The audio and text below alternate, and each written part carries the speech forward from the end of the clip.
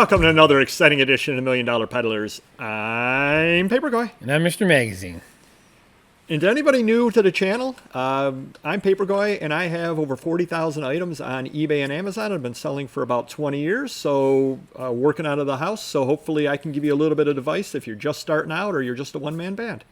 And I'm Mr. Magazine with 500,000 items, a big warehouse, and 15 employees. And as part of the channel, having crossed 1,000 subscribers a little while ago, we're trying to go upscale here. We're at the ballet. It's a beautiful, beautiful thing. Nice. Actually, the theme of today's has to do with something or other auction professor has talked about many, many times, and that's he's found certain niches that he calls them recession-proof. Beautiful rain we're having over here, too. As long as there's not a leak, it'll be a lot of fun. A lot of the things he has are recession-proof, and trade cards are the big example that he uses. Random neighborhood kid is not buying trade cards. None of his friends probably even know what trade cards are. So these things are things that are purchased by older retired people. Yes, they're on fixed income, but they're spending their extra money on it. They're not raising kids. They're not running out buying new cars. They're not running out buying the new fashions, et cetera, et cetera. Right. So those are the things that they're buying. Now, I know you recently came into a trade card collection that you mentioned. Yep, I did pick up a huge collection, about 10,000 of them. We just started listing them on eBay right now, and they have been selling. But a lot of repeat buyers buying multiples and lots. So as of right now, we're doing well. Have you noticed any trends or anything at all about them? Do sets sell? Yeah, definitely sets. Similar, kitten ones or dog ones. We're trying to list them together or in lots, and definitely moving along right now. See, and the reason we have the ballet background is because another one of those areas that similarly is recession-proof is play programs, theater programs, ballet programs, all that sort of thing. If you know who your audience is, and a few years ago I kind of moved into if I see things from the opera, if I see things from the plays, ballets, that sort of thing out at sales, I tend to buy them just for that reason alone, that a lot of the people that buy them are going to have a little bit of money.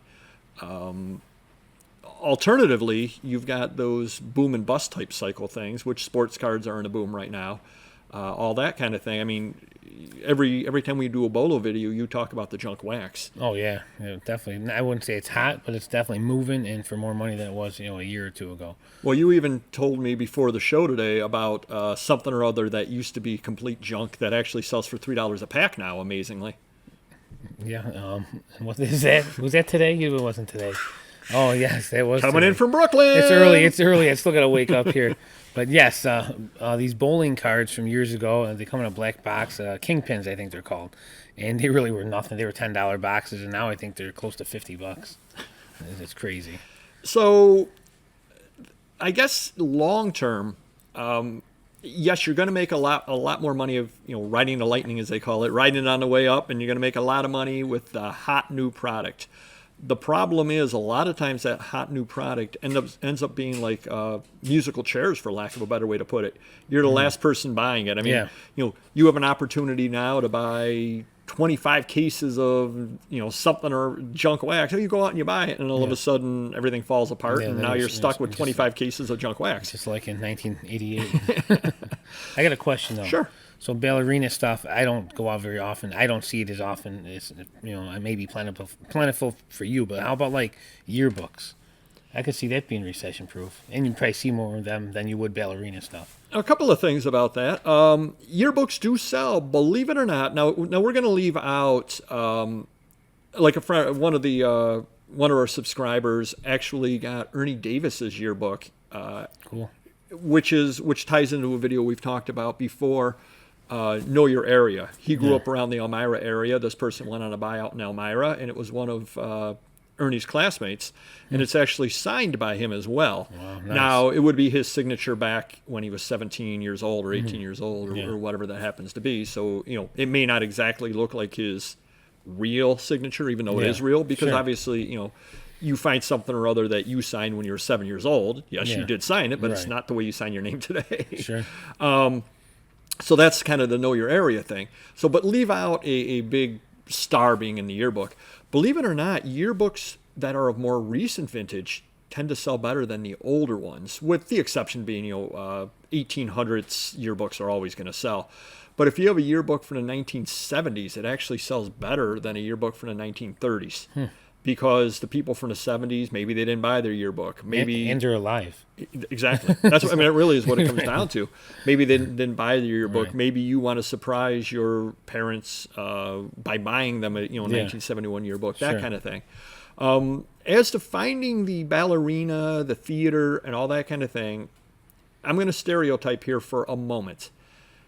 You can find those at estate sales in some of the better areas around your area. In other words, to use Rochester as an example, I'm much more likely to find that at a sale out in Pittsford, which is one of the hoity-toity suburbs. And when you find them, generally speaking, you don't find one. You find 30, 40 because Right. they had a subscription to the theater. They went there all the time. They went to New York City twice a year, and every time Right. down there they went to a ballet, and they saved them all up, and they did that for 20 years. Now they've got 40 ballet programs and 120 playbills, et cetera, et cetera. Right, You right. tend to find those. You don't tend to find them one-offs. You just do not. When you do find them, that's when you go to the person holding the sale and saying, hey, how much do you want for all of it? Right. Because you can end up getting a pretty good deal on it. While we're talking about things that can sell, let's talk about cyclical things. And we've talked about this a little bit before. How hot is Hopalong Cassidy right now? Since I haven't sold anything, I'm going to say he's not hot. And I do have a few items, I believe, in my store. So generally speaking, the Western items right now are not overly hot. All of the collectors on it, not all, but a lot of the collectors on it, either they've given up collecting because they've got other things in their mind, they're a little bit older now, or a lot of the stuff is hitting the marketplace. But the hot things right now are those things from the Pokemon. 1990s, I guess yes. that would be Yu-Gi-Oh, Pokemon, Yeah. all that sort of stuff. So a good tip if you're in this for the long term is take a look around at what the kids are doing right now and buy them and hold on to them. If you've got the space to hold on to them, maybe buy the things that kids were into 5 years ago, because now you can find that Right. stuff at the garage sales and they're going to be dirt cheap at the garage sales. Just buy them and throw them in a box and forget about the box. And maybe even mark on the box, if you're buying it today in 2021, mark in the box 2016 stuff. Yeah. And then in 2036, and I know that seems like forever from now, 2036, 2030, you pull it out and you list it, Yeah. and you will make a killing. Well, that's what people are doing with those cards now. The blaster boxes of sports cards. If there's a hot athlete, a young rookie, they're going to, put away a $100 box because 10, 20 years ago, those $100 boxes are 3, 4, 5, 10,000 now. Yep. Yep. So, I mean, that might be a way to do it, though. Again, when you go out to the sale and you see a lot of stuff, figure out when it was popular in, throw it in a box, throw it off, mark the box if you've got the room to store it in, and, put your 2015 box in your 2016, and every year go back and grab that box, so 2030, Right. let's say you decide. Because what you need to realize is these are people that are buying their youth back, is basically what they're doing.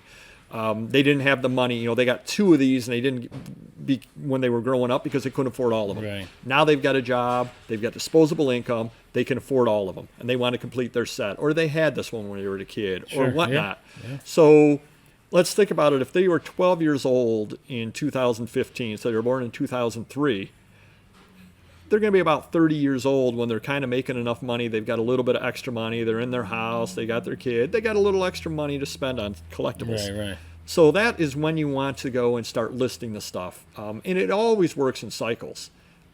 People remember their youth and they want to get that. And, you're no different. I'm no different. What do you collect?